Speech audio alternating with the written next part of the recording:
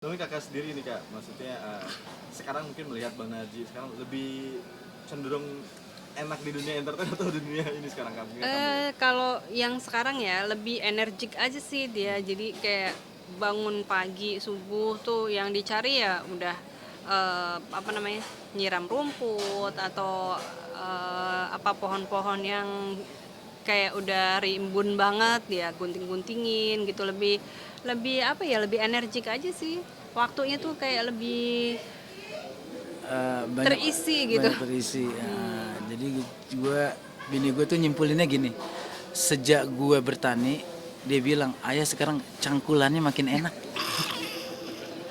Ya bukan berarti berhenti di dunia entertain juga, masih juga di dunia entertain. Cuma kayak sekarang tuh lebih waktunya lebih banyak di pertanian gitu. Di entertain juga masih banyak off air ya. Kita atur aja waktunya, misalkan ada 1 minggu ya setengah-setengah lah buat cari di entertain sama di pertanian gitu. nah tapi bang, maksudnya banyak juga yang mengira mungkin kan banyak nih artis yang di luar sana mungkin nggak kelihatan lagi di TV, katanya bangkrut ini, mungkin banyak yang bilang abang bangkrut nggak di TV lagi, mungkin seperti apa gitu. Emang kita punya apa bang? Banyak netizen yang mengira begitu bang, gimana bang? Ya kalau orang bilangnya bangkrut itu kan ya sah saja mereka bilang seperti itu.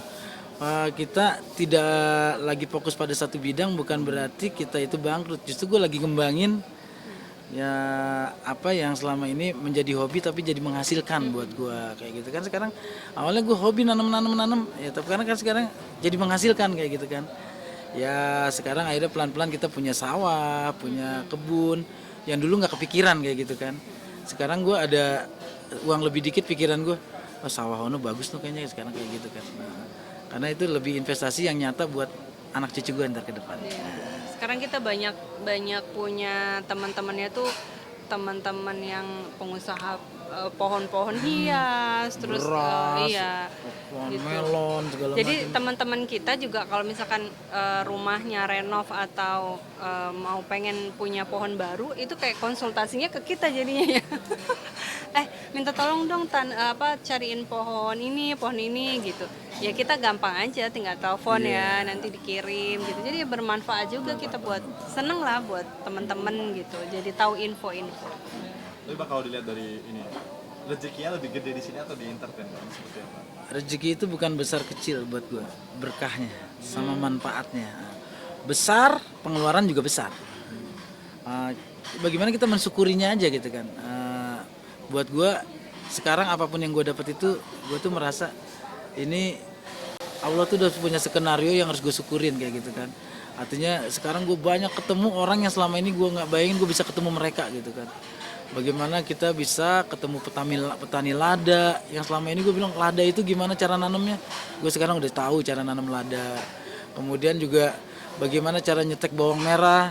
Sekarang kita udah paham gitu kan. Oh Nah ternyata itu kalau misalkan kuliah kan biayanya berapa? gue praktek langsung di lapangan. Cara mengawinkan melon sekarang gue udah ngerti gitu kan. Ternyata happy banget lah. Tapi kangen juga nggak sih bang di balik ke dunia entertain lagi? Ya dibilang kangen gimana orang gue masih juga kok. Gue masih juga di dunia hiburan gue nggak tinggalin. Ya sekali-sekali kalau ada undangan ini nih, datang nih apa ngilangin kangen aja gitu. Tapi apa sih yang paling dikangenin biasa di entertain bang? Yang gue kangen itu persiapan syutingnya aja sih. Dari make up, kemudian kita ngobrol sama kru, itu yang paling gue suka. Ya satu lagi yang paling gue kangen itu bagaimana kita bercanda di luar syutingnya ya, sama pelawak-pelawak gitu.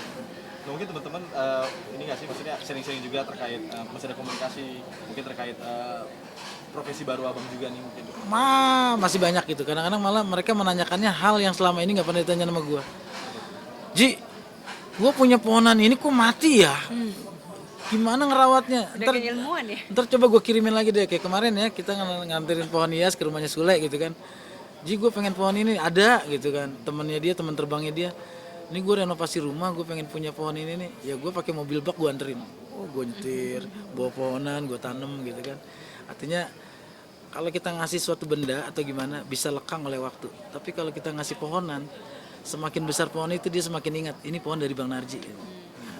Berarti Pak, bisa dibilang sekarang Mbak Narji lebih apa namanya, kalau dulu kan mungkin sebagai rekan kerja doang nih, entertain, ketawa-ketawa, tapi sekarang malah Mbak Narji memberikan manfaat dan teman-teman malah nanya banyak. Iya. Ilmunya bisa bermanfaat buat Bermanfaat. orang lain juga. Nah, mungkin juga ini juga nggak sih anak-anak sekaligus ngajarin anak-anak juga untuk ternyata dunia itu luas gitu, jadi bisa apa aja yang bisa ini. Dan gue ngasih tahu ke anak-anak gue sekarang yang 3 ini bahwa Indonesia itu kaya, makmur.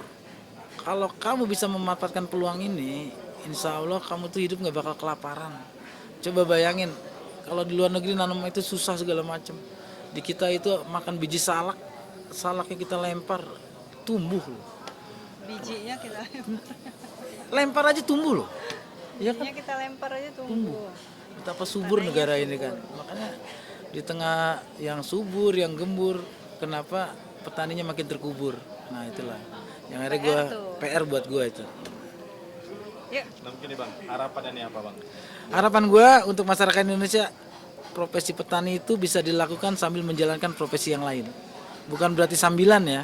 Artinya lu pegawai negeri, kalau lu punya lahan, lu bisa manfaatkan. Pulang kerja lu kontrol, cari orang kepercayaan, lu bisa nanam. Kalau lu juga sekarang berpikir bertani nanti nungguin pensiun, nggak efektif.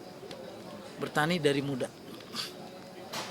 Sedikit lagi Bang, mungkin kan tadi kalau apa namanya kerja bisa ke Lampung, bisa kemana-mana tuh sampai cara mengatasi kangen sama istri gimana nih Bang sama anak-anak?